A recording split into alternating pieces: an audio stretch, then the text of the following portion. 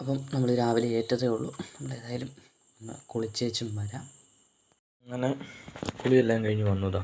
കാല് ഡ്രസ്സിങ് എല്ലാം കഴിഞ്ഞ് മരുന്നൊക്കെ തേച്ചിട്ടുണ്ട്. അവിടെ നമ്മൾ പൊതിഞ്ഞ് കെട്ടി വെക്കരുതെന്ന് പറഞ്ഞായിരുന്നു. കാരണം നീരൊക്കെ ഉള്ളതുകൊണ്ട് നീരൊക്കെ ഇറങ്ങാൻ വേണ്ടി. അപ്പോൾ അതുകൊണ്ട് ഉമ്മ മരുന്ന് തേക്കുള്ളൂ. കഴുകി ക്ലീൻ ചെയ്തിട്ട് അങ്ങനെ കാല് പിന്നെയും കഴുകി ക്ലീൻ ചെയ്ത് സെറ്റ് ചെയ്ത് കെട്ടി. പോയി കാപ്പി കുടിക്കണം. കപ്പുറത്തുണ്ട്, പഴമുണ്ട്, റസ്ക്കുണ്ട്, പാലുണ്ട്.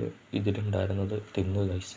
സോറി, നിങ്ങളെ കാണിക്കുന്ന കാര്യം ഞാൻ മറന്നുപോയി, തിന്നുപോയി. അപ്പം ഫുഡ് അടിക്കാം.